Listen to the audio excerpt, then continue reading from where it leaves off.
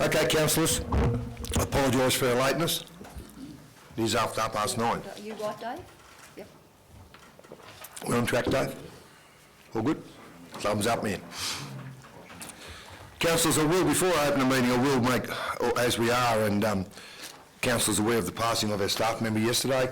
Bobby Berger worked for council for 16 years, and I commend our CE for making me aware early yesterday morning, and to our staff for working together with the grief that his workmates would have had through the day.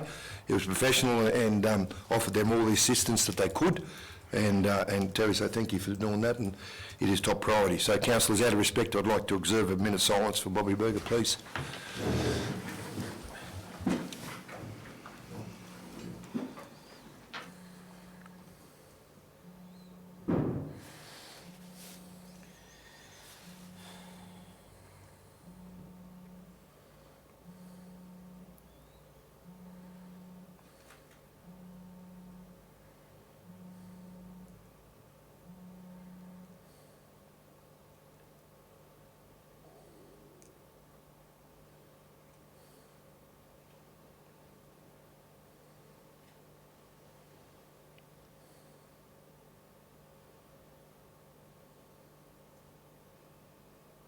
Thank you, councillors.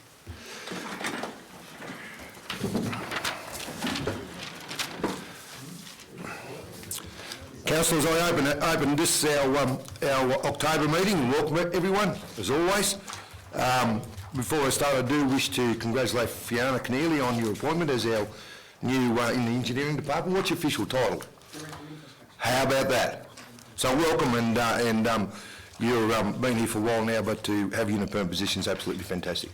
And I know that all the councillors would be supportive of me wishing you well in your position and offering you all the support we can. Well done.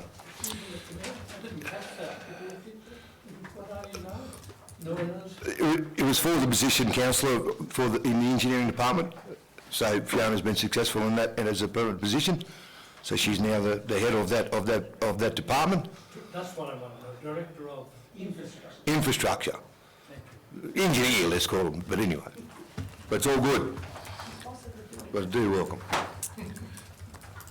And that's to our strength of the numbers of females that we have working, and I commend you on that. So I start with opening prayers. Opening prayer, councillors, we give thanks for the contribution by our pioneers and early settlers and for those who fought in the various wars for the fabric of Tenterville community we have today. May the words of our mouths and the meditation of our hearts be accepted in thy sight, O Lord. Amen. To acknowledgement of country, I'd like to acknowledge traditional custodians of this land that we're meeting on today. I'd also like to pay respect to the elders both past, present and emerging, the Yuckalbal, Kamilaroi and Bundjalung nations, and extend that respect to other Aboriginal people present. Councillors are all present, so we have no apologies. Any disclosures or declarations of interest, councillors? No. Confirmation of the minutes of our last meeting, councillors. You're happy to do, in the agenda we've got two there with the extraordinary meeting. Three, I'm sorry. You happy to do them in block, councillors? The three? So I'll be doing, bear with me, the extraordinary meeting on the 25th of September. Sorry, no.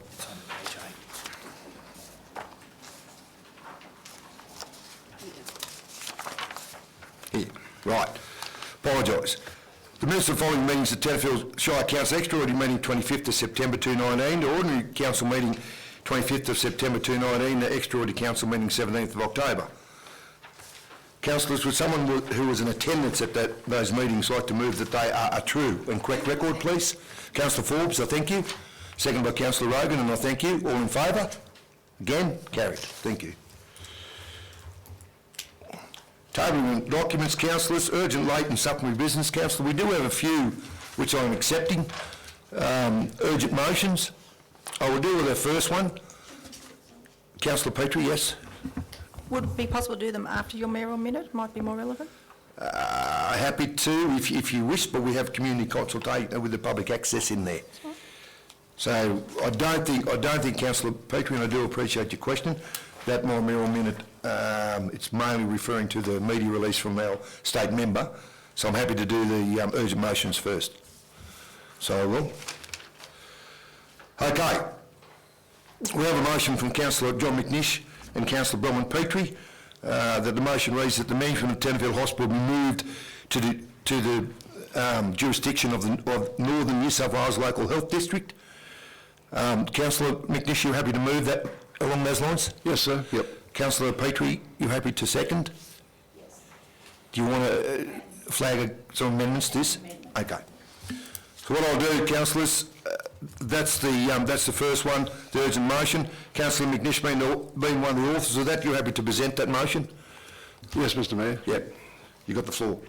No, thanks very much. Councillors, you're all aware, it's been going on for years, the apparent problems that we have with this hospital up here. It first came to a head, well, not first came to a head, but a couple of years ago when we had representatives of Hunter New England up here and North Coast, and we were assured that everything was okay. People could go to Queensland if they wished, it was their choice, and it made it sound like everything was very, very rosy. And I'd like to mention a few incidences which has happened over the last few months, just to sort of reinforce the fact that I think we should be in the North Coast, I'm not sure what the North Coast region's proper name is, but based in Lismore. Yep. Go back to a gentleman who presented up here with a heart attack. The surgeon, the doctor in Brisbane was waiting for him. He ended up going to about 4 or 5 regional cities in New South Wales, one to the other, to the other, to the other, to the other. He survived, thank goodness, but no thanks to the way he was treated. I had a friend last week who had to get stitches out. She rang the hospital here, the phone rang out 3 times. No one answered the phone. We had the unfortunate incident at the weekend where there was no doctor. Everyone is very, very aware of this. The press was really good about it. Unfortunately, some poor person did present on Saturday morning and died. Whether a doctor could have saved him, we'll never know, but I guess he would have had a chance. Another case is a person I know, the mother-in-law was very ill, had to go to, she was booked into St Andrews in Toowoomba, went to the hospital here, and they insisted on taking her to Armidale. This person I know put her in his car and drove her straight to Toowoomba. When they got there, he was told, goodness, she didn't have done, she could have died on the way up. She didn't, fortunately, but the people in Toowoomba were very, very angry at what had happened. Here's stories of people who are sick in Tenterfield. They go to Wallangarra to ring an ambulance so they can go to up north, Toowoomba or Brisbane. They're just some of the things. Everyone's got their own stories about what's happened. Then we find out that they've cut the nursing staff back to 2 rather than 3 registered nurses. I think back when my former wife was a nursing sister up there was about 6 registered nurses on every shift. Because back in those days we had maternity and also an old people's ward. It seems to spending a lot of money on infrastructure. Many years ago when I was sitting in the mayor's seat, I had to go up there when they opened up a beautiful dental surgery. To my knowledge, it's never been used. They've just spent over $1 million on the emergency. What's the point if you haven't got a doctor or nurses to use it? There's a whole litany of things that I could go on all morning about, but the thing is, the idea of putting this motion was to bring it to a head again and see if something can be done. Janelle Saffin's very, very much on side. She seems to have good connections in the New South Wales government despite being Labor and in opposition. And I think it would be a benefit to the whole community if we could transfer to the Lismore health area. Thank you, Councillor McNish. Councillor Petrie, as the Bronwyn Petrie, as the seconder, did you wish to, we'll deal with your amendments now so the council is aware of them and we'll get them on the board? Yep. Thank you, Mr Mayor. So the additional, the second part of the motion would read that Tenterfield Shire Council demand the New South Wales Health Minister direct Hunter New England Health to A, immediately remove impediments, routinely preventing patient retrieval from the Tenterfield Prince Albert Community Hospital to Queensland hospitals. Sorry, patient, it's after patient. Retrieval from the Tenterfield Yep. Prince Albert Community Hospital to Queensland hospitals. B, immediately staff 3 registered nurses per shift. And C, immediately staff a constant doctor presence at Tenterfield Hospital. And I'll speak to that while Yep. I'll infiltrate that. Councillor, and it's an amendment, Councillor McNish, I'm taking you as the mover as the original motion. You happy to accept those amendments? Very happy. Okay, Councillor Yep. Bowman.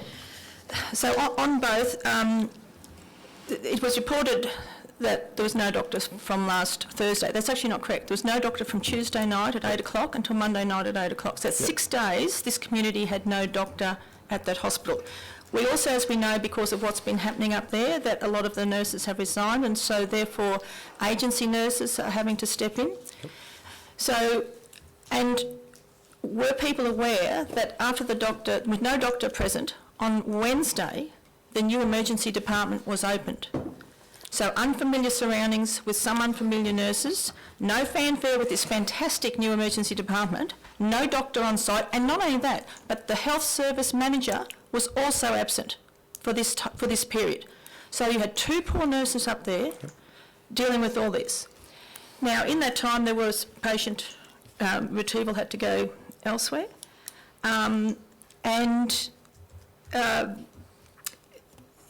It is obviously, it was routine for us all to go up into Queensland. I mean, my son was delivered in Toowoomba by ambulance from here to Toowoomba. It's only since Hunter has become part of New England that there is a problem. We're just so out of sight, we're out of mind. And they complain about the Tenterfield budget is always overrun. It is cheaper to send patients north, 2 hours to a Category 5 hospital, rather than 2 hours south to a Category 3 hospital at Armidale. Therefore, any higher elevation is going to cost more to move them another 4 hours to Newcastle or to Tamworth or wherever it happens to be. So, budgetary, it does not make sense. We also know that the Cross-Border Commissioner stated that this is the only health district where there's a problem with interstate transfer. Nowhere on the Victorian border and nowhere on the Queensland border is the same experience happening. We have, just recently a patient did go to Brisbane because with the fires that killed their fire, the chopper couldn't land. And the case was so urgent, the patient had to go to a Category 5 hospital, so they bunny hopped him to Brisbane, to Warwick, Stanthorpe to Warwick and then across to Brisbane. So obviously it can happen because that person could not be just taken to Armidale.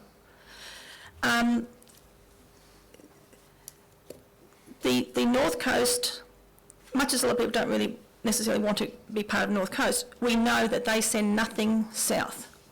So for the good of our community, we have people here now moving out of town, and we know retirees love Tenterfield, but a lot are now moving and selling up out of town just because of the health services or lack thereof. Now, this is no reflection whatsoever of the nurses that were on duty in this time. They have done above and beyond the call of duty. The tragic case on early Sunday morning that Councillor McNish referred to, CPR went on for over 2 hours on that poor patient. So initially, until the paramedics arrived, there were 2 nurses doing CPR and trying to call for external assistance. And every time any drug had to be administered, one had to stop CPR until, thank goodness, the paramedics got there. And it is my understanding, but I'm happy to be proved wrong, that Hunter New England Health, when they realised how extreme this was, sent a doctor up by chopper from Tamworth, which is over 300 kilometres away, not from Lismore, which is 150, to try and assist, but of course it was too late. Now, then the next day, we had 19 kids in an accident, which could have been extremely catastrophic. Thank God the injuries were not catastrophic, traumatic, there weren't broken bones sticking out or head injuries or mass bleeding, etc. One more minute, So this is Councillor. why I would urge you all to support this motion, because enough is enough. We gave them a chance and they failed. Yep. But please remember, our nurses are doing their damnedest, and can you imagine the stress they're under up there? Yep. Any other speakers to the motion? Councillor Verry? Yeah, I'd like to speak. I'd like to speak to the motion. Prior to 1970, when Labor government was elected, all areas north of Tenterfield were in the Tenterfield catchment area for the hospital. When the Labor government was elected in the 1970s, one of the first things Gough Whitlam did was make hospitals, I forget how he did it, but all hospitals were funded federally through Medibank, I think they called it those days. So that allowed us to be in the Stanthorpe Hospital catchment. Thank God we are. I'd hate to have this mess. Stanthorpe is the birthing centre for Tenterfield. Right. I don't see why in the world we can't be asking our federal member for special help in this case, or just along Bronwyn's line. Amendments would be fine, but I think we need something to happen urgently. That's my opinion about that. Now, I've got a couple of comments here from Liston Area Progress Association, others, I won't mention their names. How ridiculous that help needed to come from Tamworth, while just across the border in Stanthorpe. Who knows what sort of medical assistance could have been provided if there wasn't this imaginary line between the states. Another one, and I thought Australia's a developed nation. This is so sad and so wrong. My husband survived another 2 years after a massive heart attack because there was a qualified doctor and good staffing at the Stanthorpe Hospital.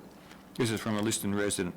Only 35 minutes from Tenterfield. Possibly it would have not have changed the result for the man in question, but at least they could have tried to provide extra help for the poor paramedics and Tenterfield nurses. Something needs to be done about the staffing at Tenterfield and about this imaginary border. We're supposed to be one country. Thank you. Thank you, councillors. I will ask councillors, before I come to you, Councillor Peters, is there any speakers against this motion? No, I'll take one more speaker, then we'll put the motion. Councillor Peters? Thank you, Mr Mayor. Mainly a question. We've got doctors in town. Why can't they attend the hospital? They always used to. That's visiting rights. So That's what is going on? a very good question, councillor, and it's been like that for some time. Yes, I can't understand it. Nor can I. Okay. Councillors, the motion's there. With the latent supplementary items. The amendment's been accepted. All in favour of the motion? Again? Carried. Thank you, councillors. Beg your pardon, councillor? Yes, of course we can. Councillor, we do have another latent supplementary item which I am accepting. It's from Councillor Murray, and seconded by Councillor Sawyer. It's that council requests a formal meeting with Barnaby Joyce, Federal Member for New England, inviting him to discuss with councillors any community issues concerning related to the current drought and his former role as drought envoy. We'd appreciate if the meeting could be scheduled as a matter of urgency prior to 30th of November. Councillor Murray being the first author there, you happy to move that way? Yes. Councillor Sawyer, happy to second. Councillor Murray, would you like to speak to the motion? Thank you, Mr Mayor. Yes, it's quite self-explanatory, I think. I think it would be a great idea that, and when I furnished that this morning, I didn't realise that he's not now the No. envoy. No, that's fine. But nevertheless, I think, and I don't blame you there because they swap and change a bit, but it was at the federal election. yeah. Yeah. But nevertheless, I would like to invite Mr Joyce up and any issues, concerns with the drought. What I'll do, councillor, before I go to councillor Sawyer for some comment, I am meeting with our federal member on Sunday evening, so I'll raise this with him then, and also through his office. I've got no problems in supporting your motion. I think it's a good motion. Because further than that, Mr Mayor, I think it should be that it comes before an open council. I'm sorry, councillor. It should come before an open council. Yeah, fine. But obviously he'll need some dates, even if it's at worst at a workshop, Right. if it suits, but I'm sure that if he gives us some dates that we'd gather as this good council does to have him here in the chamber. Excellent. Okay, councillor Sawyer, do you wish to speak to the motion? No, Councillor Murray's done the job. Yep, thank you, councillor. Councillors, any questions, comment to do with councillor Murray's motion? I'll go to you, councillor McNish, then to you, councillor Verry. Yeah, thanks, Mr Mayor. I'd like to support that motion wholeheartedly. Barnaby, he's been under a lot of criticism for this, supposed to be the drought envoy, and not one report has come out at this stage from him. Apparently a couple of oral ones to the Prime Minister, and that was about it, but no one knows what was in them. Something needs to be done about this. I refer to that little proud chap who's the Minister for the Drought, among other things. He sits back blaming climate change for it, which I'm totally fed up with. And I'd like to refer, perhaps when Barnaby comes, I don't know if other councillors saw it, but Kristen Lovett wrote a very, very good letter, which was on Facebook, and it just showed how hollow the federal government's response to the drought has been. Make all sorts of noise, issue platitudes, etc. But when it comes down to the nitty-gritty, oh, you got too many assets, or you got this, and then I even talked to someone else, Steinbrook, the week before last, when we had our Blaze Aid, thank you, out there, who got some benefits in an earlier drought, and now have to pay it all back. But that's never mentioned when they're saying they're going to, give farmers New Start and things like that. So I think there's quite a lot of questions we could ask Barnaby, and I think it would be a very, very worthwhile exercise, and I fully support the motion. Thank you, councillor McNish. Councillor Verry, you've indicated. Yeah, I was going to say along the same lines of John with that Kristen Lovett's letter. Yep. I think it was a very good letter and explained a lot. I did send it on to a lot of people. There was also another letter there by the University of, I just forget which one, I sent it on to a few people as well, but explaining that a lot of the problems in the country, in rural Australia, are a direct result of a lot of the policies the governments have developed in the past. You'd swear that they were anti-rural. You'd swear they're trying to get rid of towns, trying to get rid of people. You look at the amount of dead towns around the place. You've got Woodinbong on its knees, you've got Edinburgh on its knees in our shire, you've got Ashford just about disappeared, you've got Bonshaw, all tobacco towns, for no reason whatsoever, just to get rid of these towns. Stanthorpe, when they decide to, espouse this policy of get big, get out, and not regulate the multinationals, we went from 800 producers there, which was official, down to about, I think there's about 100 left. So I don't know how rural Australia is going to survive unless we get some reasonable government in this country. Thank you, councillor. Before, anyone wish to speak against this motion? No? Comment from our CE? Through Mr Mayor, that letter from Councillor Verry that was sent to all the councillors from Christian Lovett, from the accountant here from CLAS, that was summarised and forwarded to the federal inquiry about a week ago, wasn't it, Nolene? Yeah. With some other points as well. Janelle Saffin spoke to myself yesterday and said that was one of the most intelligent responses that she's seen in this electorate towards the drought inquiry. Good one. And that Barnaby Joyce also received a copy as well. Thank you, councillors. Councillor, before I put this motion, I just want to make some comment. I commend all of you as our councillors. We have been doing it really, really, really tough, and this council, through the guidance of our CE and our good staff that we have and the outstanding work that they do, water restrictions, water alerts, bushfires, all of it. I will not stand here as mayor and say that our community and the relationship with this council is toxic. You have all just proved to me, time and time again, how good you are and how you support and represent your community. We've dealt with two issues. One's a major concern, and I commend the two councillors for bringing that forward to do with the health issues, and we won't shift there. And I commend you, Councillor Murray, for bringing that forward, because it is things that we need to talk about. For information only, it's good. So it is to know exactly what the government's doing and how we can work with them. We don't need to make enemies out of the government. We want to work with them to get that spot up on the hill. That's where we're always heading, and we'll never shift until we get there. And that's why this community is strong and always will be. So I commend you all and thank you. All in favour of the motion? Again, carried. Thank you. Yes, of course we can, Councillor. Yeah, I'm happy to accept it, Councillor. We'll need to put it up there. Councillor Bellman, I'm going to accept, although that's not tabled in hard writing, I'm going to accept it and we'll get it printed. So you want to, so Nolan can put it up there, Councillor?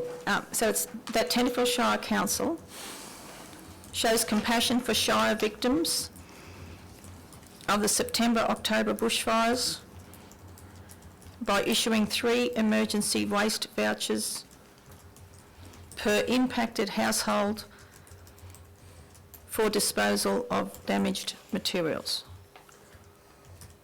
Is that it, Councillor? Do I have a seconder? Councillor Very, thank you. Councillor Bowman, you wish to speak? Yes, thank you. It may be of note that Richmond Council have announced a couple of weeks ago that they will actually waive all tip fees till the end of the year for their fire victims. But I just think it's really important. I've had a number of people ask. We've got some people impacted with the fires north of town, west of town, Scrub Road, Steinbrook, all that area from Timbarra through to Tabulum.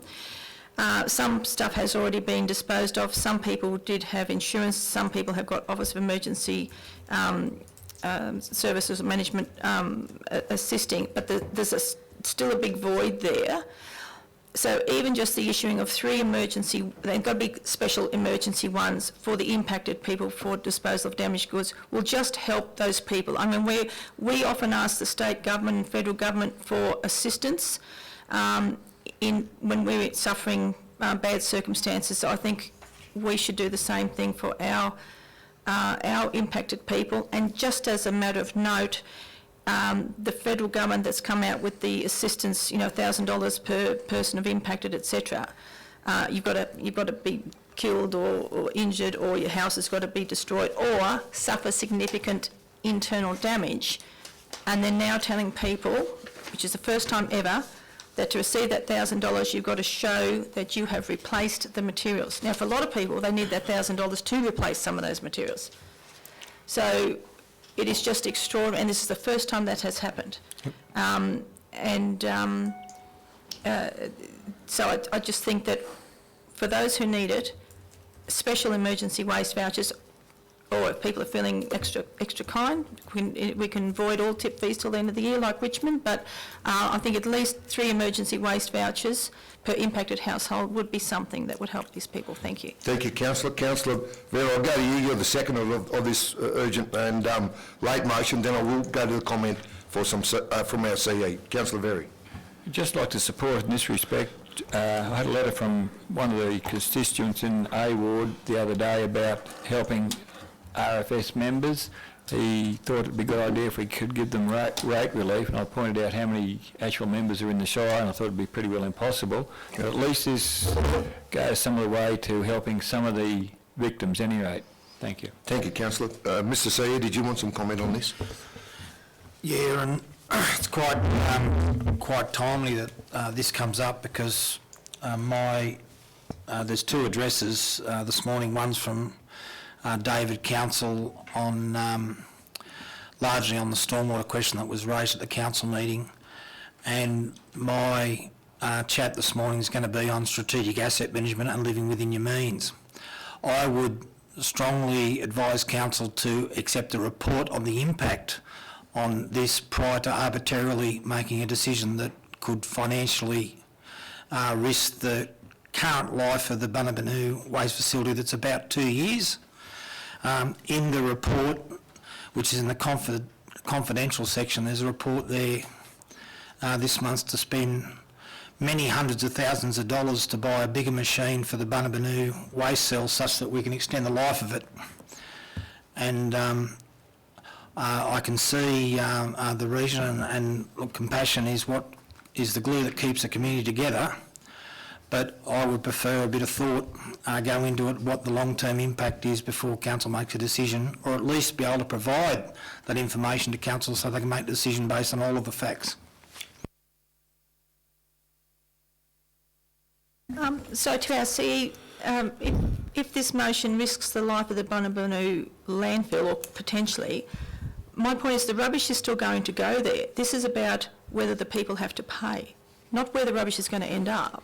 It's about when they take it there, that they can actually have an emergency voucher so they're not having to pay for up to 3 loads. Or could be 2. I mean, doesn't... Yeah, I understand that. The low-income earners are already subsidised by the Office of Emergency Management. The vast majority of people that were insured would be covered by their insurance company. There is a gap of people that are not low-income earners that aren't insured that would naturally want to take this up. The risk with having an arbitrary statement by all people affected by fires, you'd basically be giving those that are insured or their insurance companies a free kick, and those that are covered by the Office of Emergency Management ratepayer-funded waste money versus state funded waste money, which is why I'd suggest that council make the decision when they receive a thorough report, which we'll try and speed up and get done at the next available meeting. Thank you, Mr. C, and that is good advice. And by me saying that, there's no way in the world that I am not supportive of such a motion to be discussed by this council. But our CE, as he always does, make us aware of what's actually going on now. So I do appreciate his comments. Councillors, is there any other speakers? We've had speakers to move in the seconder. Is there any speakers actually against the motion? Any more comment to do with the motion? Yeah, I'm coming back to you, councillor. So I'll go back to Councillor Bronwyn for a closing comment. Thank you, Mr Mayor. Just to ensure that there was no misuse of it is why I've added the words damaged goods. Yep. And a lot of people with insurance, remember there is an excess to be paid. And I think because of the timing of the fires, if anyone had insurance or the Office of Emergency Management were doing it, they would have already stepped up to the party now, or be in the process thereof. And so this is just and also so that some of this stuff does not then end up out on the road, on the curbsides, etc. You know, so I just think all in all it would be a compassionate thing to do, to show we actually are a caring council.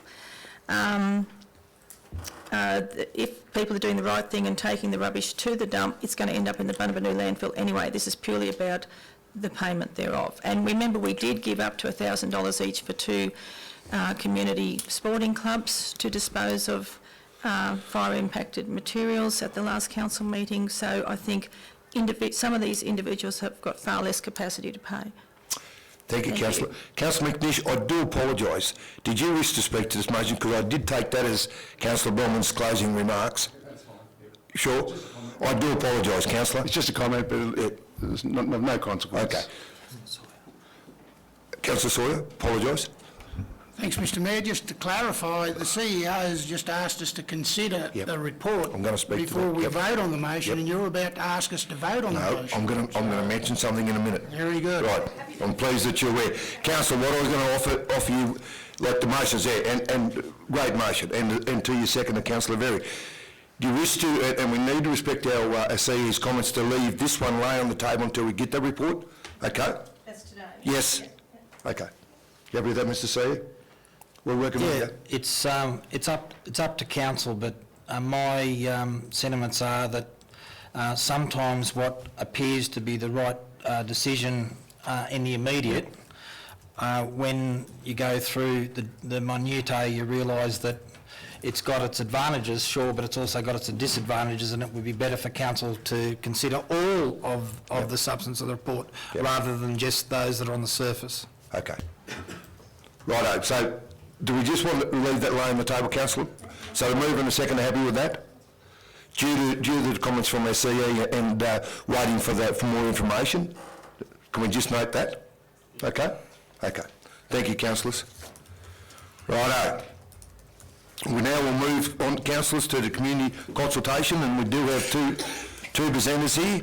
One's our CE and the other's Mr David Council. It's to do with item GAV 65/19, the monthly operation report. So I'll hand over to our CE, Mr Terry Dodds. Thank you. I don't know, he's standing. There's elected involved. I've just come up here, this is... You'll need to use the, That's tradition. Terry, you'll need to turn it on. Yep. Yeah, 5 minutes, Mr Dodds. Okay, yeah, Councillor Searle, the Deputy Mayor, has already counselled me on my length of chats this afternoon. It's all good. Marlene, can we have the first couple of slides, please? Which one do you want? The trophy. That one? One before that. Righto, I'm not a bibliophile, but in the Bible, in Luke 4:24, there's a comment made by Jesus, never be a prophet in your own kingdom. Never be a prophet in your own township was the exact words in the Bible. And historically, when there's things that are less palatable, often people turn to other organisations or people outside of their current environs to ask them about things, and asset management in local government has historically been one of those things that are often spoken about to councillors from other people. I put this up to show council that in this instance that's unnecessary. 25 months ago, when I was interviewed, I was asked to speak for 8 minutes on two things that I thought were facing council.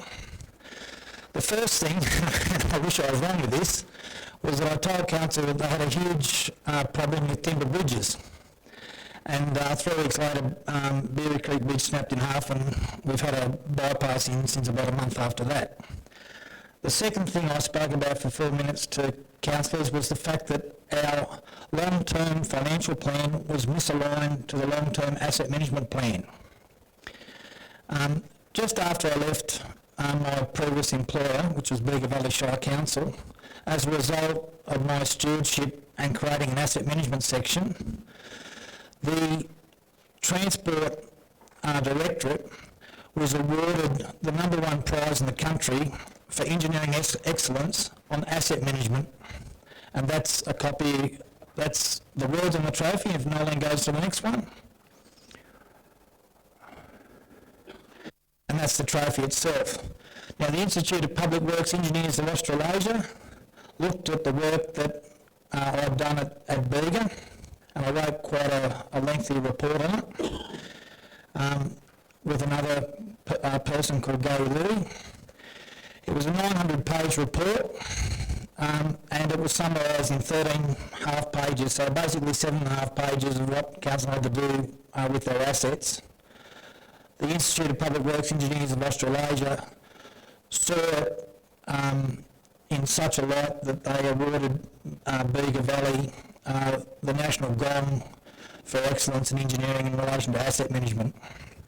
So unlike Luke 4:24, never be a prophet in your own kingdom, I'd like council to consider that the staff here do know a little bit about asset management and have been, especially David, councillor, is going to speak about asset management later on, do know a little bit about what they're talking about. Marlene, if you can go to the next slide, not the graph, the other one. A little bit of humour I thought I'd show council here. On the left there, you'll see a sign that says simple but wrong. With I think about 700 people about to walk off the cliff like lemmings. And on the right is complex but right, which I counted the people. There'll be Fiona, myself, David, council, Gillian, because we're mainly talking about our water at the moment. followed by the councillors, Mr. Chair. Absolutely. We've got a very good council here. It's the best council I've worked in, and I've been in local government since the 26th of 7th, 1982, so I think I'm a little bit, I'm able to say that with some conviction. The easiest job that any chief executive could make for themselves is to turn up at a place and say everything's hunky-dory, just flatten out the ripples, stay for a while, say a lot of good things so there's nothing bad reported, and then use that as a springboard to go to a higher paying job. The hardest thing to do, and there's a saying, quite a famous saying about living on your feet versus dying on your knees. The hardest thing to do is to try and explain the complex. In simple terms here, possibly because of a lack of knowledge or strategic foresight in relation to long-term asset management, which sneaks up on you. And by the way, we're doing a pretty good job here compared to most councils. I had a look at the Compare New South Wales website, which is my new favourite website. And I'm not going to name any names. One of the councils actually has received an award for their long-term strategic planning. Our asset renewal ratio is about 12% behind where it should be. I think it's about 84%. We should be about 96%. Meaning you're allowed to be 4% behind, because when you go to renew something, it takes about a year or two to investigate it, design it, and then put a tender out if you're going to do it by external or build it yourself, put it on the program and, get the budget and all that stuff. So how it works, and it was changed in 2014 to make councils look more sustainable, was that if you've got a 10-year financial plan and the funding within that 10-year financial plan, and you've named the assets you're going to renew, you're allowed to be 4% behind, meaning the figure over the 10 years is 96. Ours is about 84, so I'm not far off it. Guaida's is 41.3, which means they're not replacing half their assets that they need to replace in the next 10 years according to their long-term financial plan. Murray, which is quite a wealthy council, is 59. So only 60% of their assets are on their radar to be tuned up in the next 10 years. Not many councils get to the 96. There's quite a few, not many regional councils get to the 96. The 96 doesn't take into consideration old-fashioned engineering either. That's theoretical engineering where you look at the depreciated value, you look at how much a new one costs, and that's how much money you should have in the bank to repair it or replace it.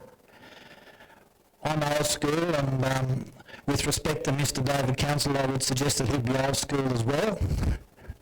I'm not being ageist, but I'm in my fourth decade of local government. There's lots of ways to sweat your assets, and 96 is a good number, but 84 with the skills that we've got here to make our asset last is probably pretty good too. So I thought I'd put this slide up because next month Council is going to receive a petition about limiting the water rates and sewer rates and waste charges. They're not rates, they're actually charges, because people that aren't on the water reticulation don't pay the charge, to limit it to 5%. Whether that 5% is right or not is unknown yet, because we haven't finished the asset management planning for it. But what we do know is that last year we spent $10.9 million on strengthening the dam wall. We had to borrow a lot of money for that. This year we're actually probably Australian famous, if not world famous, for our water problems or challenges. This year we've been busy putting bores in, and we spent nearly a bit over $400,000 just taking the silt out of the dam so far, and we're not even halfway there. We've had to spend a lot of money on emergency water investigations, some of which the government's agreed to fund. And in the next 2 years we'll be building a new water filtration plant, It'll cost, or the estimate's 9.3 million. What it costs, I've got no idea, but and only 7 of that has come from the state government, so council's had to borrow $2.3 million to do it. So the moral of my talk today is popular, arbitrary decisions aren't necessarily the right thing to do, but they're simple and they're easy to get across to people who are limited to 120 characters on Twitter. Complex things, such as a 900-page report on the total asset management condition of a shire, which was summarised in 13 pages. A complex thing to digest is very hard to get across to the masses who might spend 5 minutes once every 4 years deciding who they're going to elect in their wards. Complex things that cost money are even less popular. The simple fact is we've got 58 timber bridges. We've fixed 13 since Christmas. We've got a tender out at the moment for 3 new concrete ones. Of the 30 that were left to go when we did the second investigation, it wasn't Mark 2, it was the second investigation for the bridges that we didn't investigate the first time. With another 16 bridges we need to fix up. They're not quite as bad because they weren't in the same level of disrepair as the first lot, but they're still going to cost bucket loads of money. Those bridges aren't charges, they're general rates. Most people don't understand the difference between a charge and a rate, but in a rural area it's like this. The rural people whose bridges have got load limits on it, that's the blood through their arteries.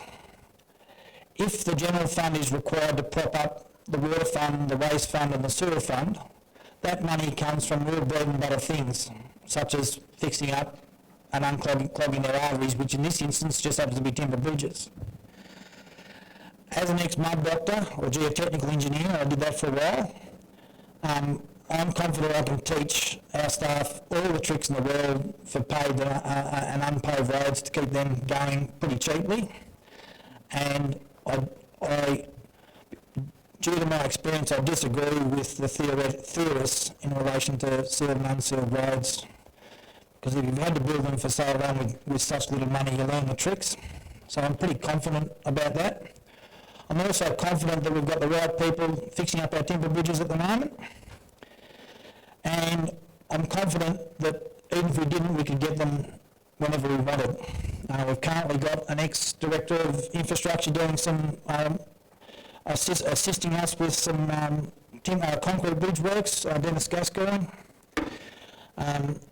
We've got a water engineer, David Ward, assisting with the design of a new water filtration plant, which is something you don't do every 5 minutes. So as a council, we stock our full-time equivalent staff to suit the day-to-day, not the every now and again. So when you get an every now and again job, you just pull in other people to help you with the every now and again things, which don't happen very often.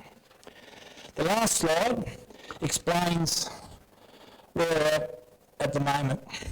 And this is the simplest slide I could find to talk about asset management. In the event you make an arbitrary decision, not based on science and fact, you end up where the red line is. The useful life, in this instance let's pick one that everyone can understand, bridges. The useful life of the timber bridge is reduced quite significantly, and the failure rate, which is code for how many dollars, goes up quite significantly. It's no different to whether it's an underground sewer pipe that's got a few cracks in it and ingress of roots that blocks the whole system up and then causes the discharge and costs us a $50,000 fine with the EPA. It's no different to a water filtration plant that's got the equivalent of 4 lungs in it, of which two of them have been turned off since 1986.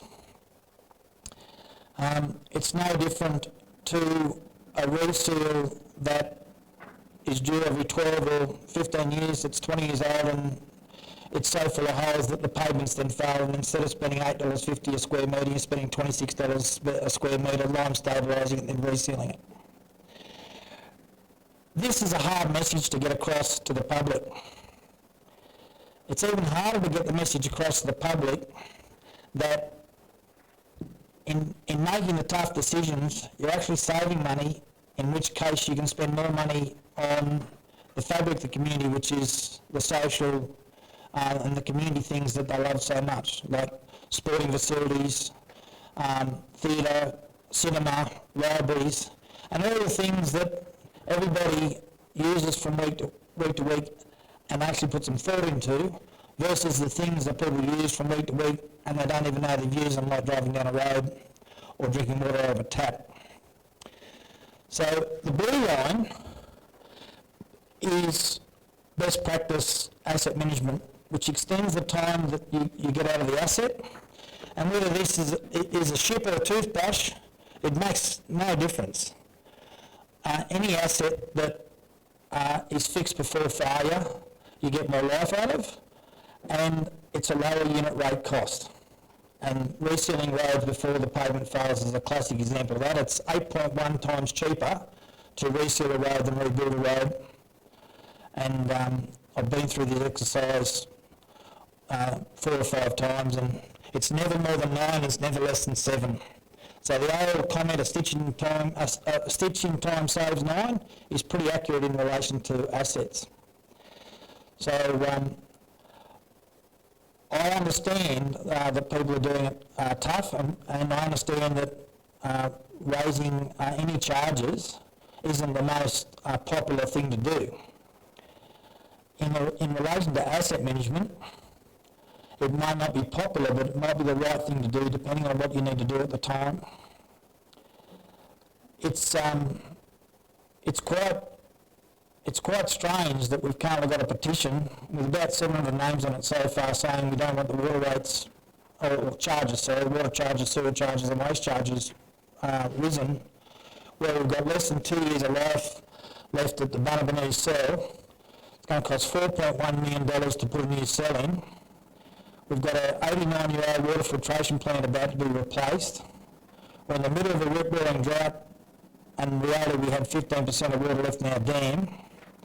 And in the entire history of the Shire, in any 2-year period, we wouldn't have spent the amount of money that we have already spent and we're about to spend on water infrastructure at a time when we've got a petition not to pay for the water infrastructure we need. So I find that a little bit ironic, and the only thing I can think of is that people aren't informing themselves, or our message isn't getting out.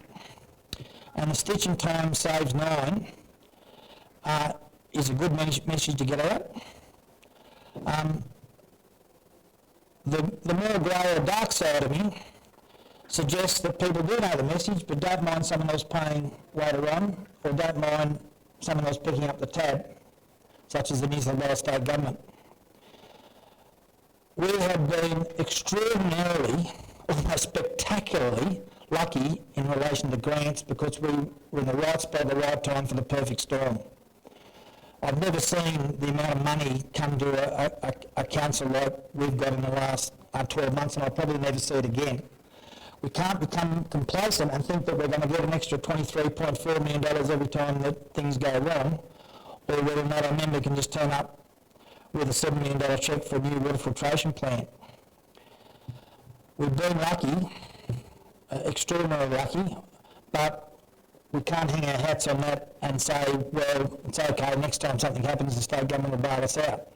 Because when I looked on the comparecouncils.com.au website that the state government put out, and I think, well, you know, we're struggling, and we're 84% or 83.9 or whatever it was with our asset renewal ratio, and I look at councils that are 41, 50, 60, I think there's going to be a lot of people or a lot of councils ahead of us in the queue in years to come. They're going to be more deserving of us when they've got an asset renewal ratio of 41%. And the populations are very similar to Tenterfield as well. So that's another reason why I think we've been lucky. It's been great, but we can't depend on being bailed out by the state government forever. Now, whether or not we've got enough income in our water fund is not known yet. We haven't been through a design process. At the moment, we're only just going through the water filtration plant technical specification. It's going very well, I might add. We're hoping, and one of the reasons I'm so passionate about waste to energy is I'm trying not to spend $4.1 million on digging another big hole at Bunamini, because I think it's a complete waste of money and an absolute farce, and almost a childish solution for the problem. Everybody knows the struggle I've been having with the state government over that, though. But saving the Shire's bacon by having a waste to energy solution would save spending millions of dollars on digging a big hole. So I'd ask councillors to think about this graph, whether or not it's a fence on a farm or a water filtration plant, or even doing a regular service on a car. The graph makes no difference. It can be applied to anything. And as a council, because most of the things that we do aren't easily seen by people, because 3,500 people haven't been through the water filtration plant, so they don't know it looks like something from Chernobyl. 3,500 people haven't looked underneath all of our timber bridges and seen what condition they're like. And hardly any people would have been to Bunamini because it's actually closed to the public, so they wouldn't have seen it at all. But as a council, we see it. I see it through the eyes of my staff, and I've got an obligation under the Act, as well as an obligation to my staff and the people here, to make Tennefield as sustainable as possible long term. And I had someone, thanks Kim, mention to me this morning that so much has changed here in a short period of time. It's needed to change because it snuck up on us. All the assets that we're working on at the moment aren't obvious ones that are very easy to see when they're falling down. Like, for example, when a guttering on a building leaks, everyone sees it if it ever rains again. But when a bridge fails, you don't see it until right at the last minute. When a water filtration plant fails, you don't see it until a boiled water alert goes out. And when a waste cell fails, nobody sees it until we've got to ship waste to Lismore or Ipswich. All of those are going to be, if they're allowed to occur, are going to cost heaps more than what we're spending at the moment per unit rate. And I encourage councillors to remain vigilant in relation to this graph. It's not new, but if we're going to supply all the other things that the community likes, such as sporting fields and cinemas and library vans and gardens and all the things that they absolutely love, if we mess up the underlying things the community don't see, because we've arbitrarily applied a figure,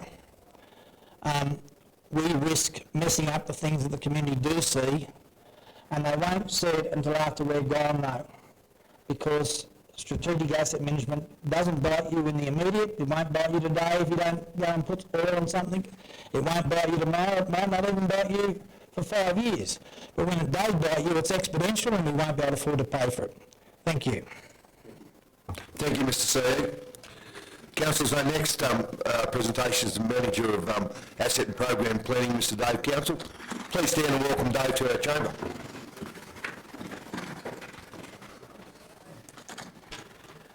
Welcome, Dave. Thank you, Mr. Mayor.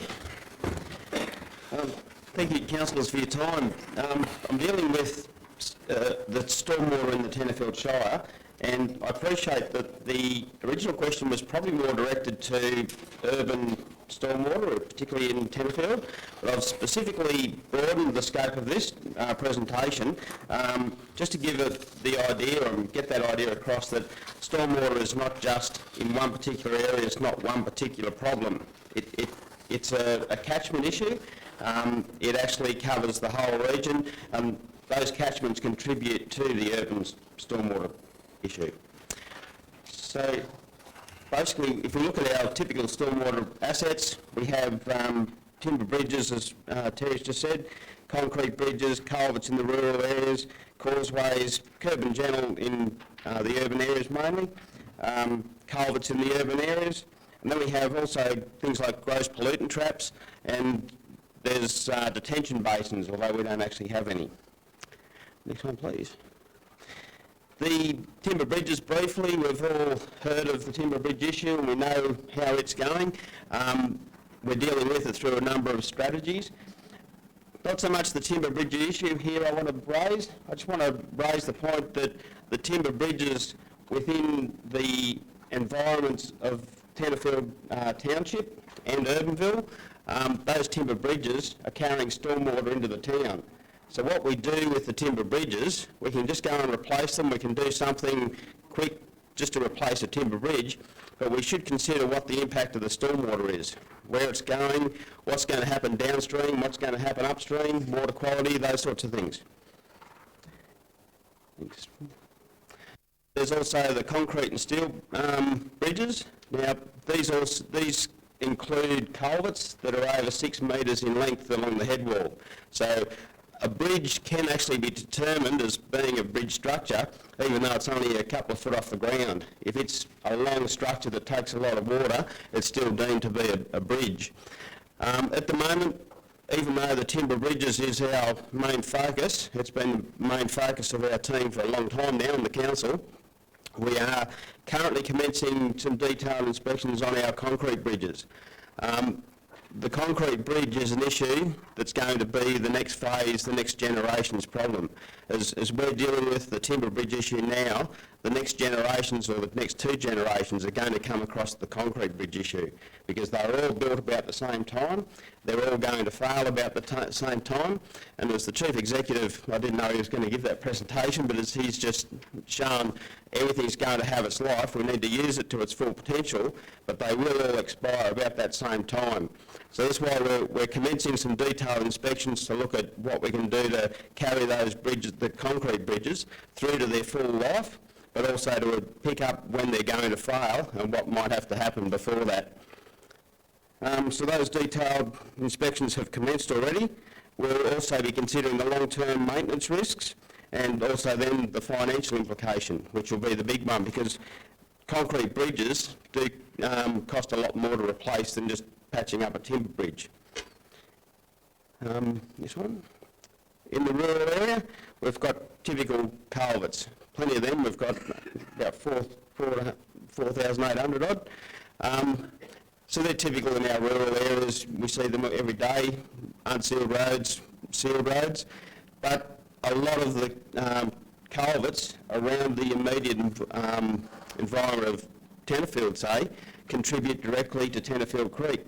If they're in the upper catchment, what we do with those rural culverts are going to contribute to the water quality in the dam, the water quality that comes through the town, also the velocity and how quickly that water gets to town. So we need to think about what we do with our rural culverts. They're not just a throwaway that, you know, we just replace them, we'll do whatever we like and forget about what the impact is downstream. Causeways.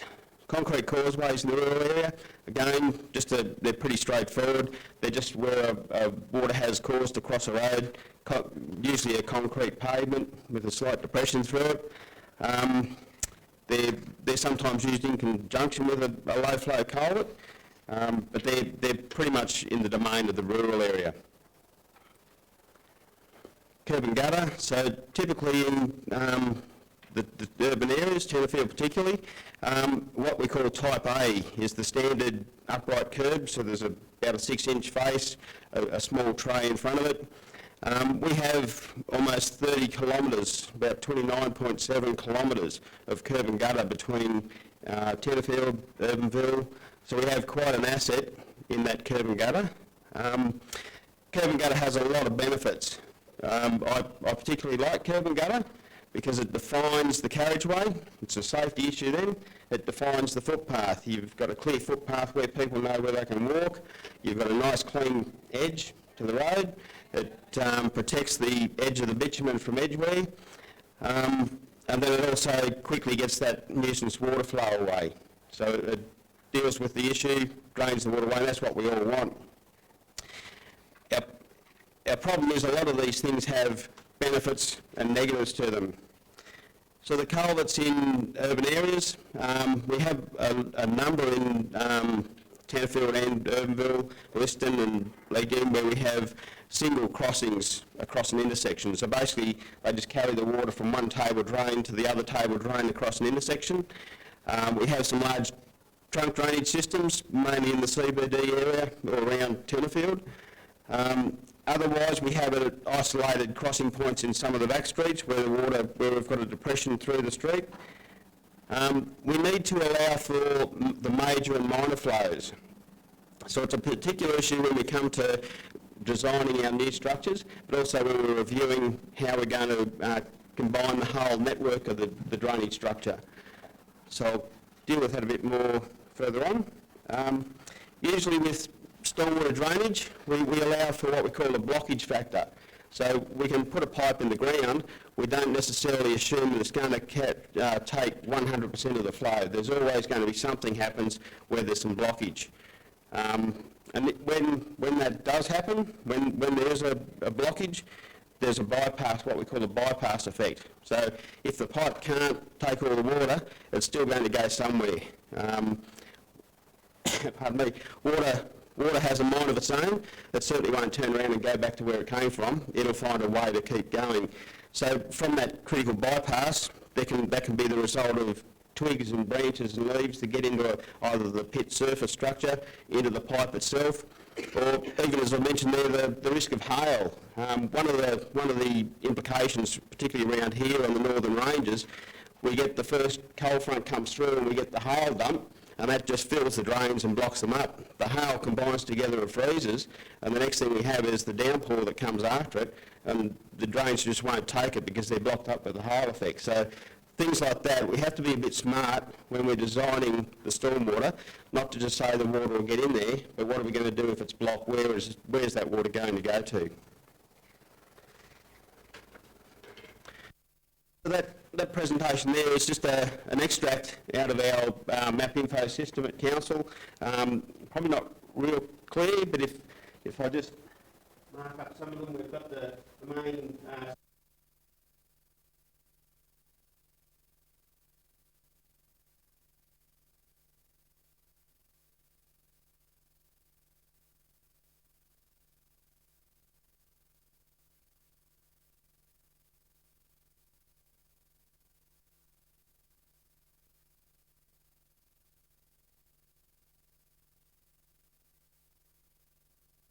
that we constructed down Railway Street. Have some significant drainage structures in Tenterfield in itself.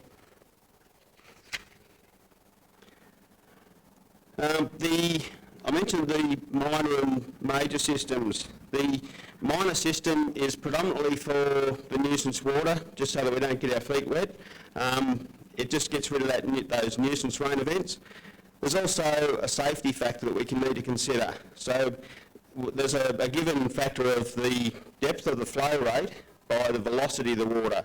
If the water's only a couple of millimetres deep, it's not going to be a big significance if it's going at a rapid rate. But if that depth increases, it can be enough to sweep somebody off their feet. So there's a governing factor on that we use as a design rule. So we need to take that into consideration, because in a situation with Tenterfield, we have a lot of streets, some of them are quite steep, so we need to make sure that the depth of flow doesn't get too high, because they'll obviously have a much greater rate of flow with the stormwater. The other one is the major flow. So the major system, predominantly we have to assume what's going to happen when the minor flow is totally blocked or it's totally beyond its capacity.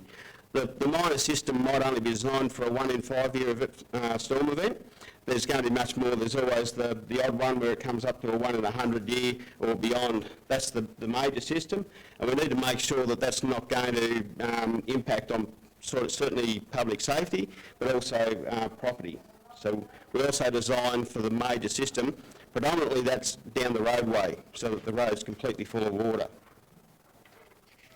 Thanks, Nolene. So that's the diagrammatic of what the two systems are, minor and major. The minor system's within the pipes, and then the major system is anything above the road or in a reserve, where the major flow can spill out of the pipe, fill the roadway, the pits won't take anything more, and the water's just flooding down the roadway. That's where we need to make sure that flow, one, won't wash people down the drain, wash them off their feet. If that's significant, it can wash cars off the road, it can sweep them around the corner and drop them in the drains. The other thing is to make sure that property is clear of that major flow. We don't want water impacting on private property. Our current investigations, we've currently got funding in the budget. We're doing stormwater investigations on Rouse Street. We have a couple of specific areas we're looking at. We're currently compiling the drainage plan. We've commenced that. We're just looking through what actual pipes are there from our asset register and the data we've got. And just looking at the inlet arrangements, the pits that are guiding the water into that system. So that's focusing on the CBD, mainly the 3 blocks between Miles Street and Molesworth. We're reviewing the integrity of the pipes and the condition of those pipes and how they're working. We're reviewing the catchment data just to allow for future development. The CBD has a very significant impervious area, sealed roofs with Colorbond, sealed pavements with the parking areas and the roads.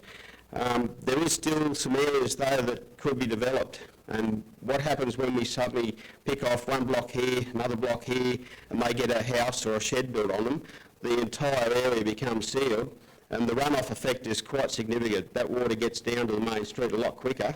So what we need to do, we're looking at, does all that water have to go to the main street? Can it be redirected to another drain, or where's the most appropriate for that water to get away without causing any damage?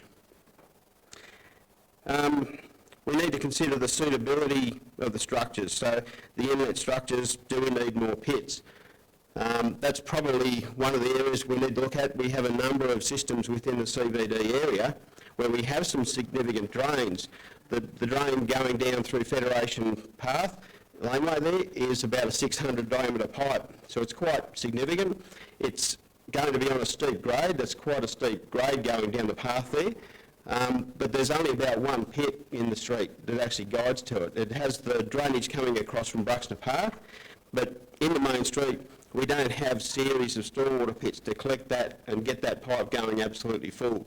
So there's some of the areas I'm looking at. Do we have enough stormwater inlet pits to take that, and allowing for the fact that some of them might be blocked up? You know, what happens when there's a hailstorm and they start to block up? So they're part of that investigation. The other thing is to make sure that the discharge is clean and safe. We don't want that actually causing damage where it discharges, and also those implications for future development. What are we going to do as this future development comes on board? So this is the drawing we've started. It's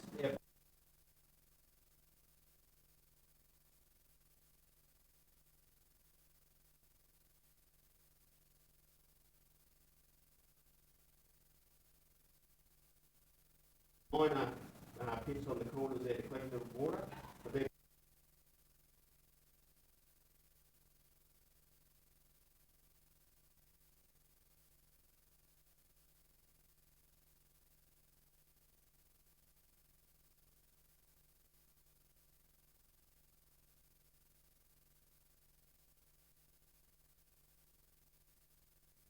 that is 3%. Down on High Street there.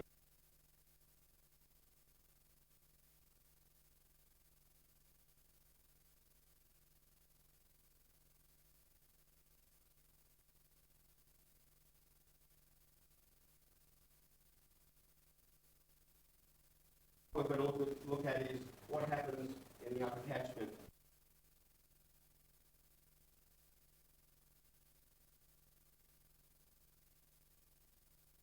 Bearing in mind that if it's running across the road, even in a minor flow,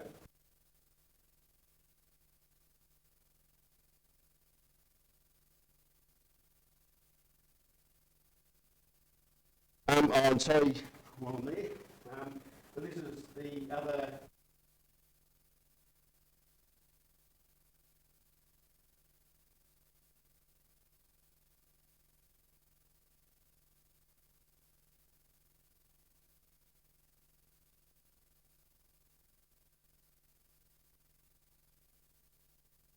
Right at the end of the creek down through Federation Lane. So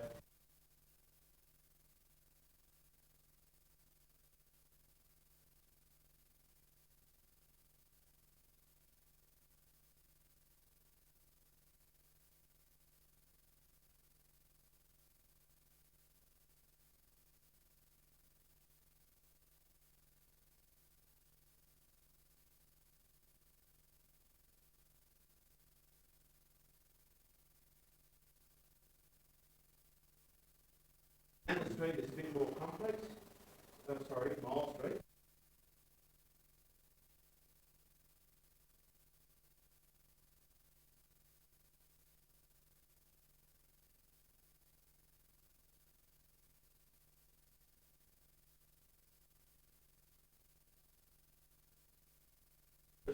These systems are pretty much around.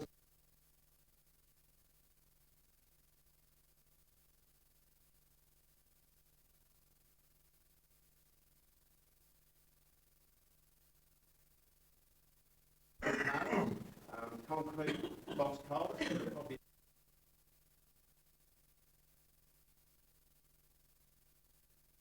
go on with that particular area.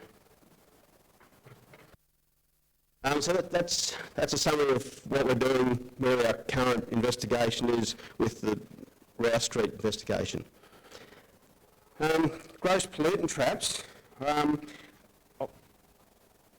One of the factors in stormwater management, not so much the efficiency of getting rid of it out of sight, but dealing with the pollutants that go into our stormwaters, the chip packets, the plastic bottles, but also the contaminants off roadways, all those pollutants, silts and whatever that come off cars, they all end up in the creeks. The gross pollutant traps are the way of dealing with those issues and trying to keep them out of our drains. So we have a number of structures in Tenterfield. Some of them were put in many years ago with the assistance of a stormwater trust fund from the EPA. So we put those on existing outlets. Some of them were installed online, and the majority of those would have been purely because of the funding that was given to us. One of the problems we're having with those is the degree of how we can maintain them though. So one, yes, they're needed because we need to control the pollution going into the outlets, but also we need to make sure that we're treating that pollution in the right way. So there's the control of the waste leading to the major waterways. There's the capture of oils and fuels. So that's probably one of the hardest things to deal with. Oils and fuels, when it's in the water, we can't actually pick it up. It's not like a plastic bottle where we can go and pick it up and put it in the waste bin. It's already there, it's dispersed within the water, and before long it's down into the drainage system. There's the type and layout that are a major issue. So the GPTs, and I've got some more photos there, just how we actually deal with them. It's one thing to put them in, and when we put them in, they were probably in pristine condition and quite easy to deal with, but actual ongoing maintenance and how we continue to maintain them is a big issue for us. The structure needs to be easily accessed for that cleaning, but also the other issue is public visibility. Many GPTs are buried under the ground, similar to sewer pipes, I suppose. They're out of ground, out of sight. We don't have to worry about them. One of the best educational issues is if the public can see it. They can actually see what they're putting down the stormwater. We tend, as an engineering body, to bury things and put them into pipes and get them out of the ground, get them out of sight. That just doesn't really address the educational side of it. The children don't see what we're doing. It might not be the children doing it, but they don't see what we as adults are doing to the waterway. So one of the best ways we can educate people is if it's visual. And then the other upshot of that is, if it's visual, we have to do something about it. We have to maintain it and clean it. Thanks, Nolene. Yep. So that's an example of one of our stormwater pits at the back of the high school in Scott Street. Now, I've put that up there not as a good example, but as an example of what we're doing bad, actually. We've taken the decision on an operational basis to remove it at the moment. That was a GPT put in, and it's a proprietary product. And what it is, it's a series of screens and boxes. So this is attached to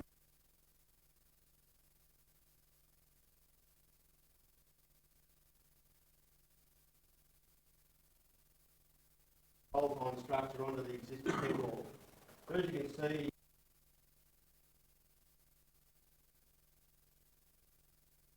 on there, we didn't do anything with the surrounds, it's all grass. I suppose to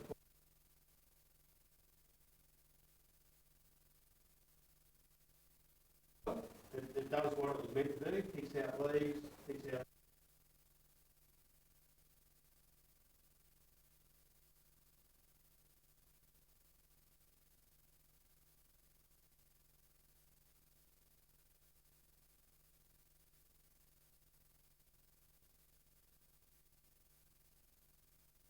up to such a degree, and they can do it in a pretty quick time. In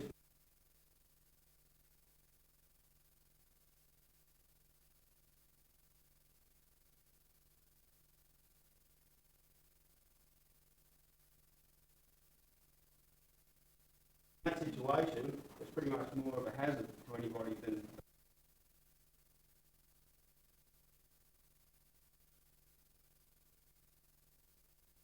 need to think about what we're doing and how we're maintaining these.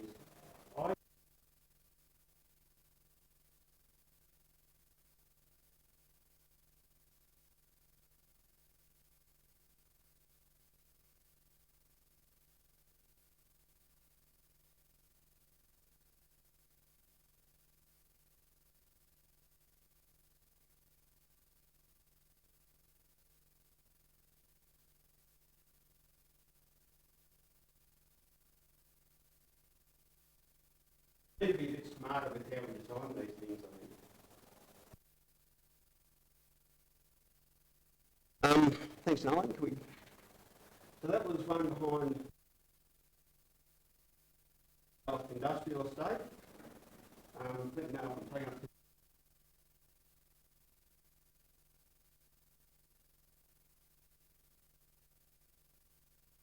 it comes up as that's the railway line area. So what our discharges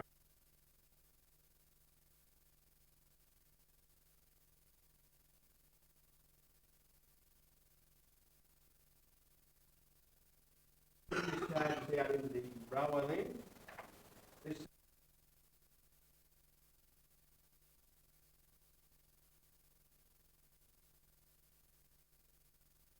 goes down to the corner and goes out to the corner of Riley. We've actually got at the moment 3 different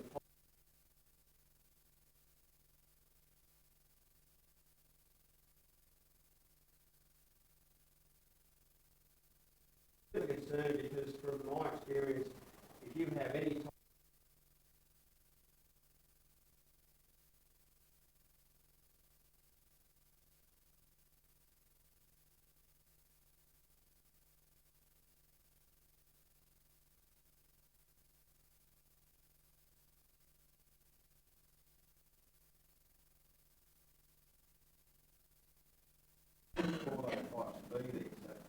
that's another ongoing investigation we're carrying out. That example there, actually while we're on I mentioned that one of the that is actually the outlet at that corner, that's that vehicle's parked.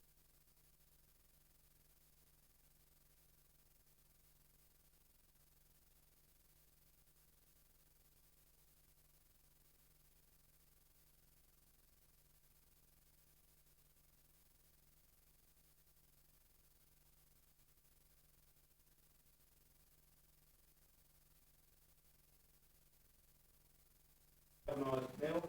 And what happens is you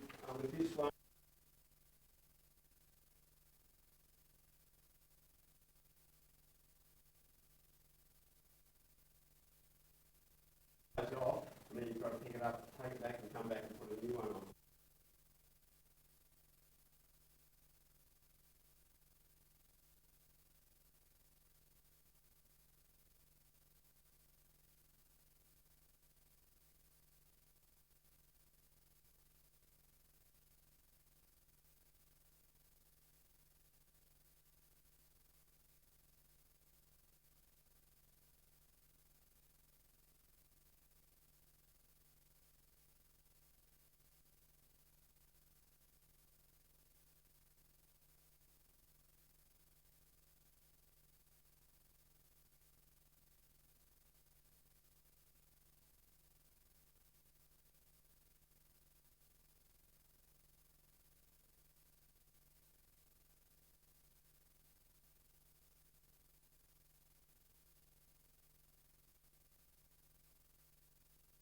With these, this one discharges to the same point as the other.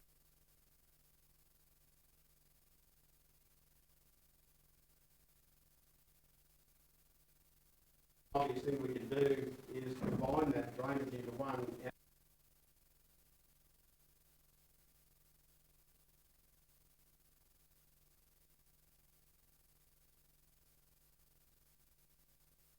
It's going to cost money to fix. It's just a matter of proportion those.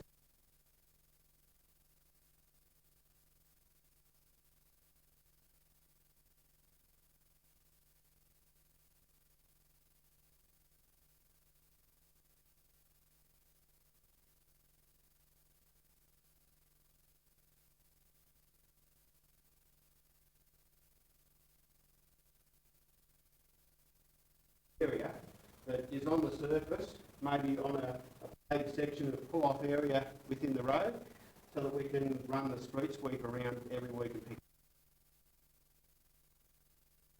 Friday and does the town, and then they do their free. They could just go around there and just call in and just drive past and pick up whatever's in. They're probably only going to take a minute, and if they do that every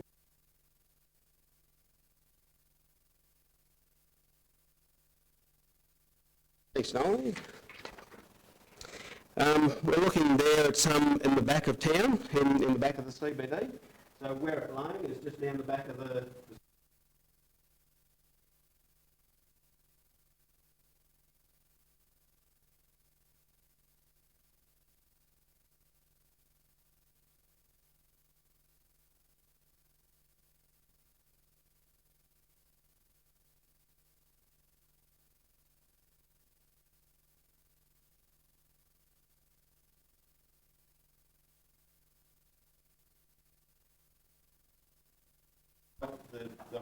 hydrocarbons, the oils, they're just going to float straight.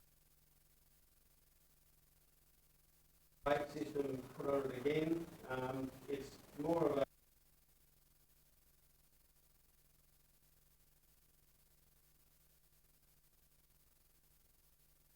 up the street's right up here, so for somebody to come down here.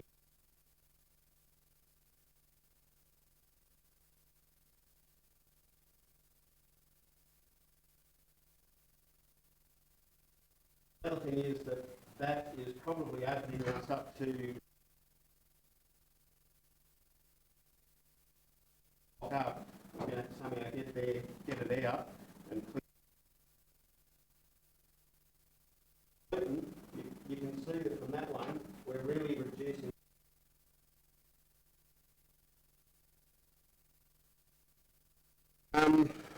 Thank you, Nolan. So leaving the gross pollutant traps there, it's another area where we're working on. And again, I'll just go back to my original slide where I included timber bridges and rural bridges.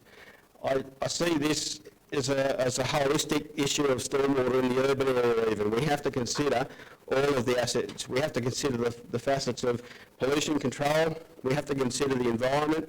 But we have to consider why we got the pipe there in the first place. We want the nuisance of the stormwater to be got rid of as quickly as possible. So it's a holistic thing that we need to consider whenever we're replacing it. We're not just replacing it because the asset register said it's time to do it. We can do that, but what we should think about is what's the benefit? Is there something else we can achieve here? How can we improve the entire system, not just replacing this one pipe? Detention basins, we currently have no formal assets of this type. So it's not to say we don't have some that somehow work because of ponding water. We have had some site investigation for a structure at Railway Avenue, up the top of town above the railway. There were some significant drainage issues for the community up there. We have addressed some of that with some pipe. There's been some significant stormwater pipe put down Railway Street, coming down into High Street. So there's been some drainage put up there. But again, we haven't proceeded with the detention basin concept. There was a drawing started on that. There was some investigation, but we haven't actually built a detention basin as such. It's a topic that I won't look at here now. We're not currently haven't got it on the books, but I want to flag it that it's something we probably should consider, because I wasn't actually here for the major floods 2011, I think, but certainly many of you councillors would have been, the community would have been, and you'd know the impact that had. Now, we can't stop that completely. As I say, water's got its own force, its own dynamic, but what we can do is mitigate it to some degree. We can build some sort of structures that will reduce that effect and stop the water getting down to the Tenterfield Creek as quickly as it will. Then we stop that peak effect, what we call, basically all the water arriving at the creek at one time and doing the damage. If we had some natural detention basins in the upper catchment of the town, that might just stop some of that damage occurring through the CBD, through the main areas, down through the populated area. So there has been some investigation up there. The wetlands concept is another concept where we can treat the catchment of oils and fuels. It's very, very difficult to eliminate oils and fuels from the road because it comes off car tyres, people overfilling the car, the oil engine dropping out when they're driving along. That naturally builds up on the road surface, particularly in a case like this when it's been so dry. As soon as it rains, you'll see the foamy sheen on the road, you'll see the oils being washed out off the road. Now, they wash out of the road surface, they go into our drains and they end up in the creek. Tenterfield Creek, I think if you walk down across the pedestrian bridge there at High Street, you'll see the quality of the water there. It's immediately downstream of the CBD where all the roads are draining, and you can see the sheen on the water. So it's an issue for us. Again, it comes back to that, what are we doing for the next generation? Are we going to put in structures that actually help them deal with their water quality, or are we going to just keep putting in pipes that get rid of the water out of our site? The other issue we have to deal with is collection of fine silts and nutrients. So, the grass clippings, all the fine silt that comes down off the car tyres and off people's driveways or whatever, that gets into the drains and actually blocks them for a start. As soon as the pipe flattens out and then it's come down the hill, it'll build up in the pipe. And it also builds up in the creek, and we can visually see what's happening in the creek at some of the oxtail bends there where the water slows down. And another way that we can deal with these issues is with grass swales and wetlands. Now, one of the key issues I wanted to flag here was that while there's an environmental benefit to the pollution, there's the drainage issue itself. One of the most topical things we've got on our agenda at the moment is our water viability, and we're desperately running around putting bores down, and at the moment they appear to be our saviour. But when you look at what engineers, I guess, what we've been doing for years, we've been putting in pipes that try to get the water across town as quick as possible and get it out of our site. If it's a big storm, we don't want to have any of the complaints where there are pipes everywhere that just get rid of the water. And basically, as I've showed you earlier there, a lot of our pipes take the water from the top of town down to the creek as quickly as possible and head it out of town. What we probably need to consider is there a way that we can somehow capture that water and keep it in town, particularly in the upper catchments where we don't bring it to one point? If we can keep it in areas where it's not going to do any damage, in the grass swales, in the table drains now, that's all soaking in and that's helping our groundwater recharge. Now, it mightn't be at the Park Door, I've forgotten the name just off the top of my head, it mightn't be up at the Common Road, but from my experience with drilling and geotechnical drilling of this nature, the fall of the rock fissures isn't necessarily in line with the fall of the land going to the creek. It could be quite the case that some of the openings within the rock structure deep down below town could actually be draining back towards the dam and going that way to the creek. So there could be just a case that, you know, if we're capturing groundwater in one area of town, it's not necessarily draining down to the bottom of the town. It might actually feed back and help some of these aquifers that feed our bores. So, and if we're going to rely on that in the future, I think we need to try and consider how can we capture some of that water and keep it underground. Thanks, Nolene. So this is a little concept of a wetlands. I don't sell it as the answer to everything, because everything comes.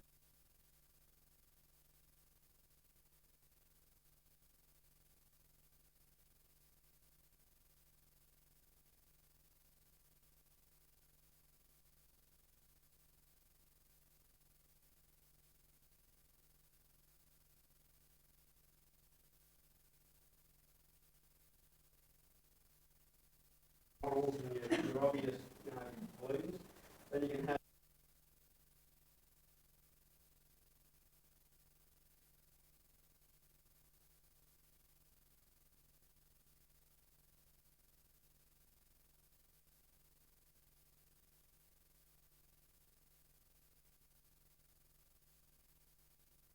well, the concept of that probably won't suit any.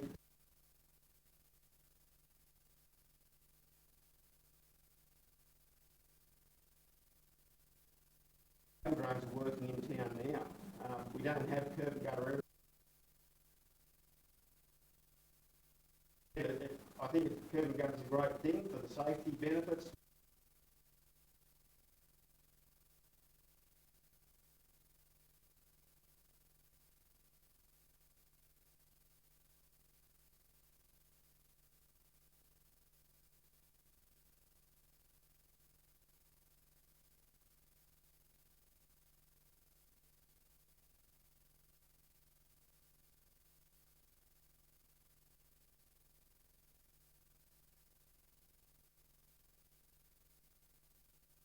Amount, we're actually treating that within town as they are. And that's not to say we can't, pardon me, we can't construct some simplified beds like this on the perimeter of town. There might be areas where we can actually design some of these into our existing system. This one's probably a bit closer to what that subject I was just talking about in buffer strips. So basically it's just grass swales. You can plant the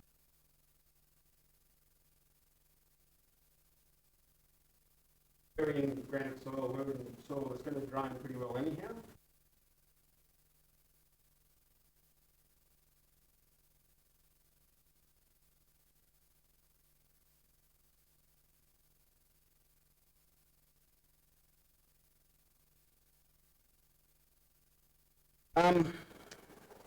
Looking at stormwater safety, we've dealt with the dynamics of the hydraulics of getting the water away and how it can help environmentally. This is a very current issue that's just been raised to Council's attention. I've just stated there that on the 30th of September just gone,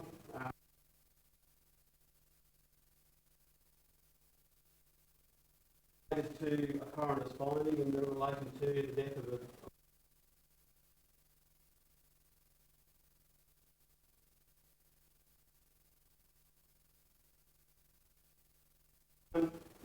these are the summations of the two recommendations.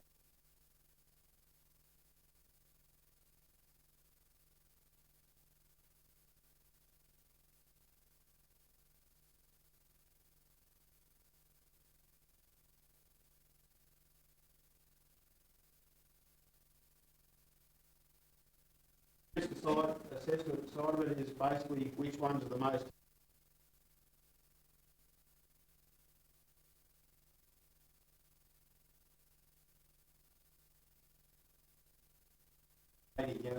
we've got something there where an elderly person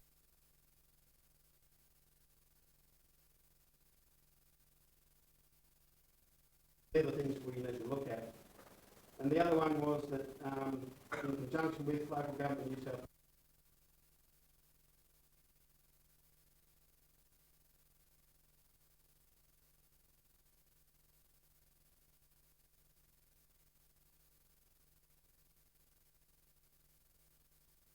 snowing. So that's just a copy of the letter that arrived on the 30th from the office. Thanks, Nolan. This is an example of what they're talking about. So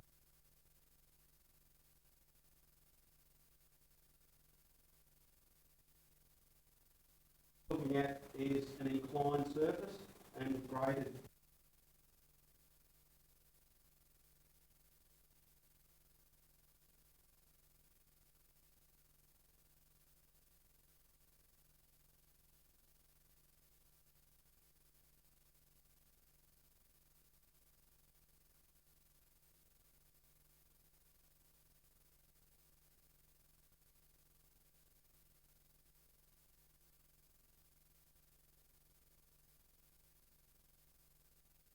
The reason why you don't have it square on is you can still get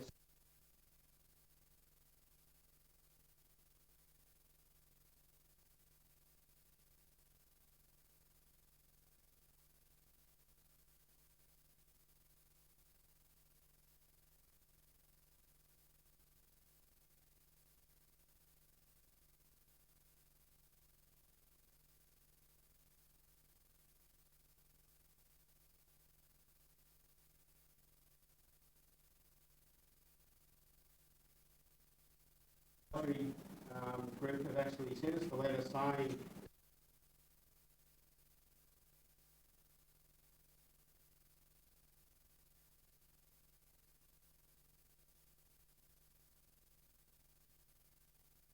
that refers to the Queensland Urban Drainage Manual.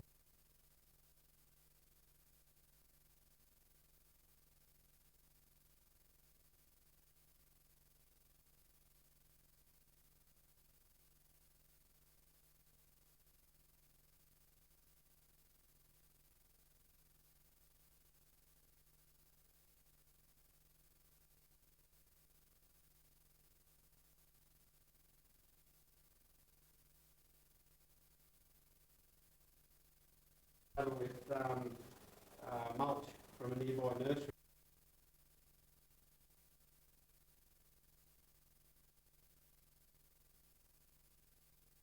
Probably need to think about raising pits, the grades up so that water can.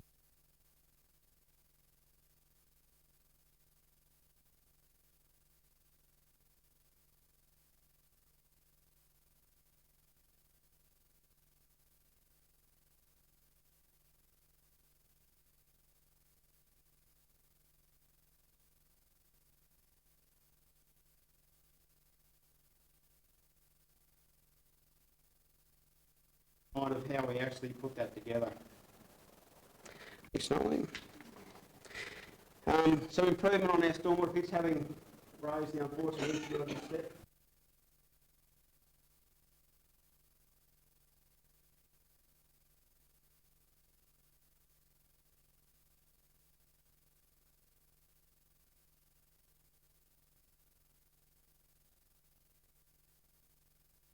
Also got $20,000 for upgrading stormwater pits. Up in the ground, but it's all about are the pits working efficiently.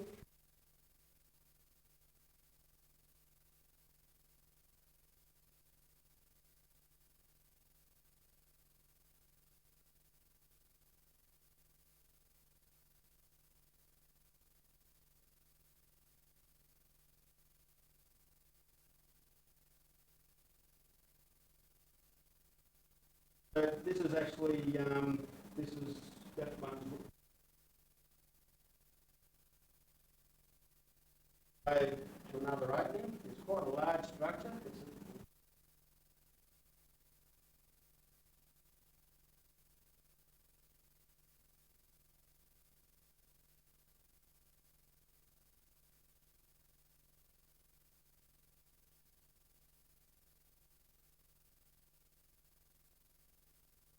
That we look at modifying the rates and building them up so that they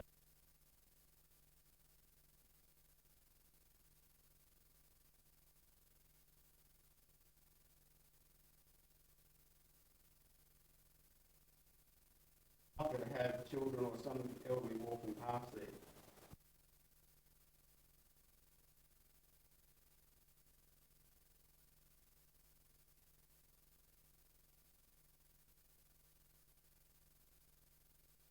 Quite a lot that can happen here. This is the main street. Who knows what children.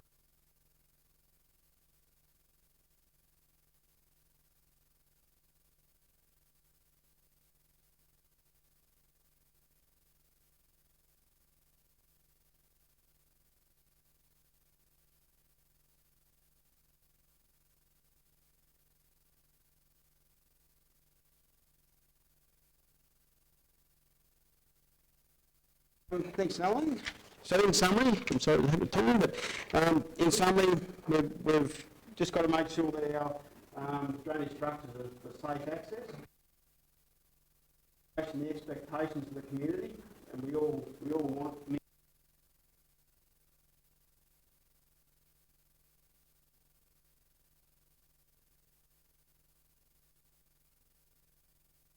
So that's the last place we want inconvenience.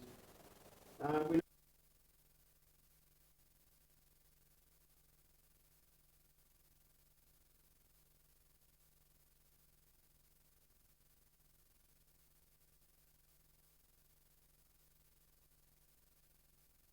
is our environmental considerations, so that we don't necessarily I don't think that's necessarily the most aesthetic benefit. Waste and the drains are well shaped are probably going to be more aesthetic. Also, just a comment that I think we need to try and consider the benefits that we might be adding to groundwater for our community. Thank you, everybody. Thank you, David. Very detailed, and it's always appreciated the work that you do in that area, Dave. Councillors, what I'm going to do, we'll do the Merrill minute, we'll tidy up our item to be considered in confidential, and we'll break for a little lunch. Everyone happy with that? So, righto. So I move this Merrill minute, councillors, dated this day. I, Mayor Peter Petty, move this Merrill minute in support of State Member Janelle Saffron's media release on Monday, enjoining her that it is unacceptable to have no doctor on duty at a hospital from the last Tuesday, the 22nd of 10th 19, to Monday night, the 28th 10th 19. I can only imagine the stress brought on our wonderful staff we have there to be put in that situation, in a workplace that is already under stress due to staffing levels. I pass on my condolences to the family of the person who lost their life at the hospital over the weekend, and also know that the staff would have done everything they could have to save that life. I'll be contacting New South Wales Minister of Health, Mr Brad Hazzard, and informing him this is not acceptable and needs to never happen again, and calling him again to fix the staffing levels and make sure we always have a doctor at our hospital. So I move that Merrill minute. Councillors? Yes, you can. Sorry, no. Councillors, we'll deal with the item so we get it on the agenda, the recommendation to do with item ENV 24/19, to replacement of landfill compactor for the Bunnamanoo Waste Facility. Can I move in a second that we do that in confidential, please? Councillor Verry, thank you. Councillor Rogan, I thank you. All in favour? Against? Carried. Councillors, can I have a motion to suspend standing orders, please? Councillor Sawyer? Seconder, please. Councillor Murray, thank you. All in favour? Agreed. We'll break for a little lunch. Thank you.